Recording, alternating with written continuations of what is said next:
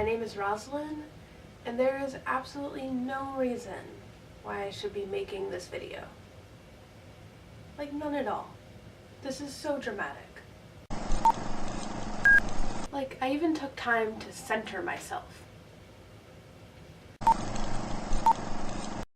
Alright. The reason why I'm making this video is because I wrote a paper, and I thought the paper would just sound better if I talked instead of the words on the paper do the talking. So,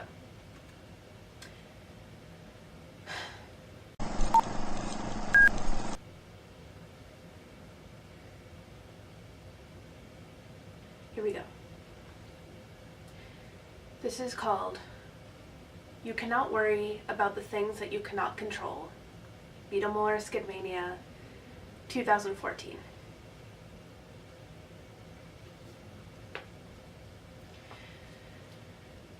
November 29th, 2014. That's when I wrote the paper. Dear Rosalind, or any other person, you did so well. Everything went smoothly. None of the shows went longer than expected, and not only that, you sold out all 3 shows. Everyone was really happy with the t-shirt and poster designs too. I feel like you should be really proud about that, because I think you had the final say in the design. The black was a good choice for the shirts too. Anything dark is going to be a winner. Also, everyone kept on saying how there was not one act that they did not like, which is quite relieving, to be honest, because I know you were not too sure about Simon's Spine or Batman Nosebleed. But just as a little reminder, here are some things I know you loved, and we will talk about the not-so-love parts later. I know that you absolutely loved being in charge. You really loved being in control of your own department, for lack of better words. You were in charge of merchandise, and nobody else was. It was great that Gordon took care of the t-shirt orders, but you were in charge of what merchandise went where and what was going to be sold, and that was important. I know you, and I know you are not the type of person that needs validation from others in order to feel good about yourself. But I also know that you loved getting compliments from everyone about how well you were doing, especially from Gordon. His comments counted the most. When it came to the music acts, I know that from when they submitted their audition video to when they performed on stage, you loved Los Elk's rendition of 8 Days a Week and the Conductor's Trunk's rendition of That Boy. Los Elk kept true to their sound and yet still managed to play a very recognizable song and made it original and their own. The Conductor's Trunk sound was just one of the most beautiful pieces of music you had ever heard. I know that it was hard for you to speak your mind at times. Granted, there were other times where it was quite easy. When there are 2 people on the team who really want comedy groups to perform during the show, and you are the only person that does not want them, I know that at that point it was difficult for you to speak up. So you kept silent until Gordon asked for your thoughts, and then you just had to say that you could not picture these comedy groups going on without it being very awkward. So in that moment, you had a learning experience, and that's important. One other thing. I'm so glad you did this experience, Rosalind, because of all the people you met.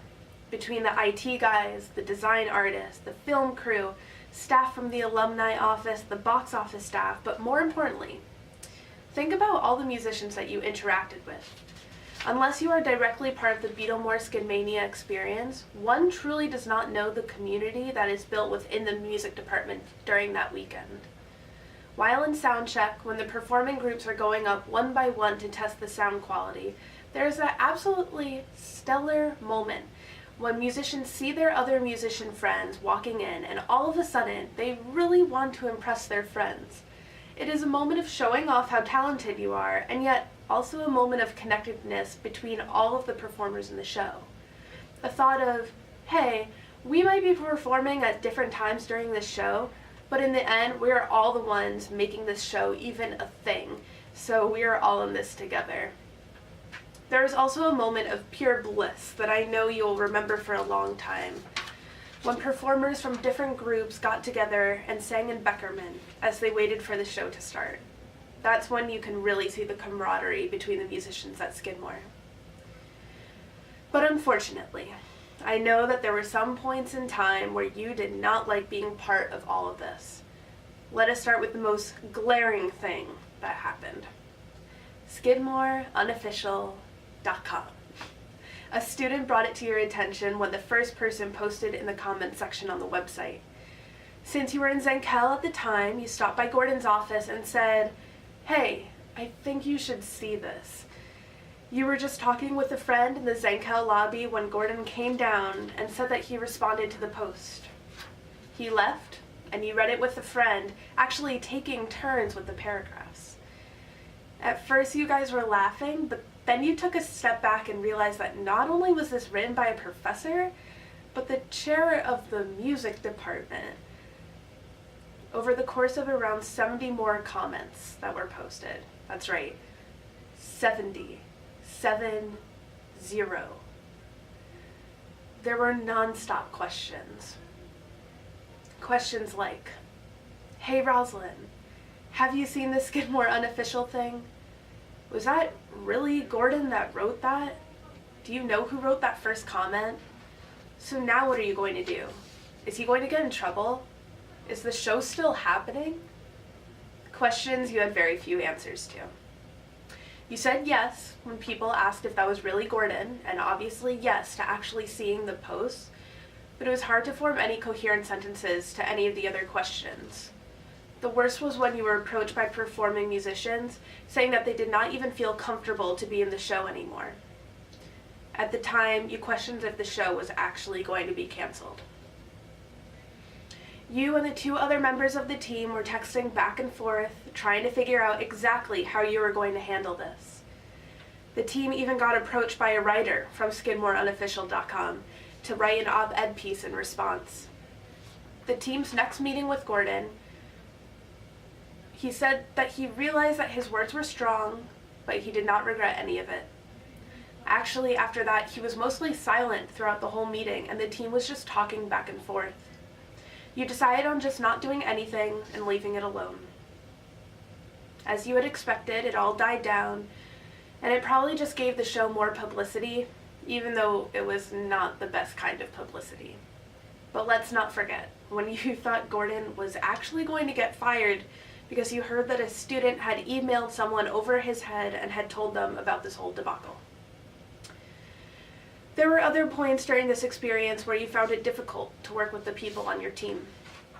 You really thought that you were that person that got along with other people, and you were never afraid of the term group project. However, there were definitely times where you just wanted to do it your way, because you truly thought your way was going to be the most effective. You were obviously wrong, because everyone got their jobs done, but I know that you certainly had those moments of despair and just wanted to take over the whole thing.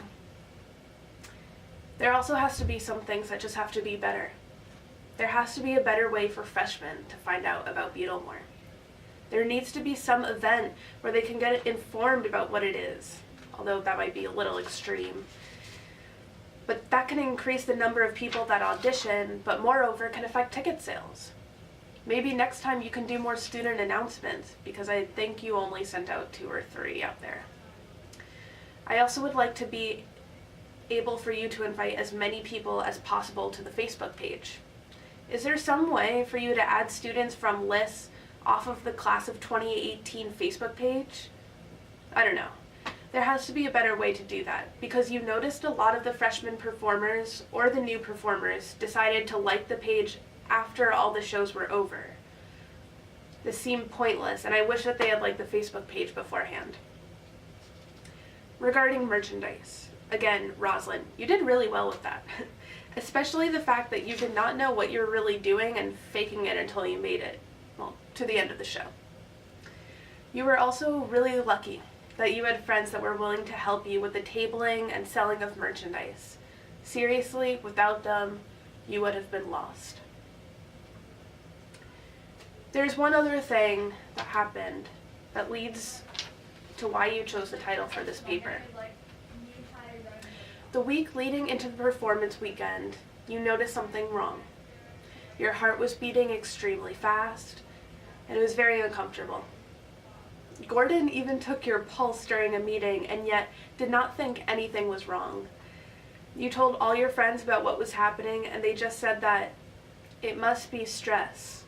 I swear, it was like all my friends got together behind my back and warned each other that if Rosalind comes by telling you about her heart rate, just tell her it's stress. And then she will move on and just say, yeah, you're probably right. Since your fast heart rate persisted for over 24 hours, you decided to go to health services. And as expected, the nurse and doctor told you that you were fine and you were healthy.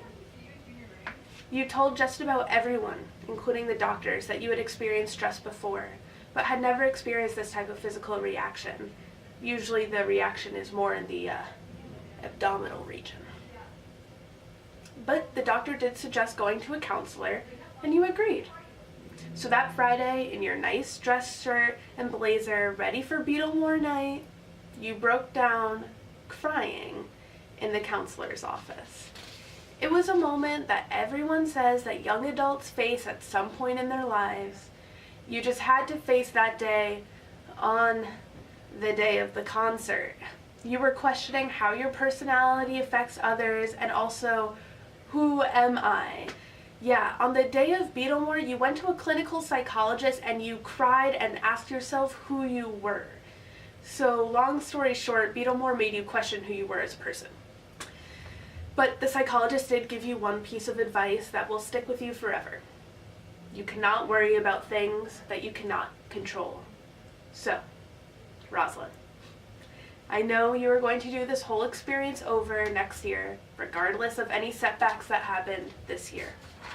But for next time, speak up, let other people do their jobs, take on what you think you can handle and nothing more.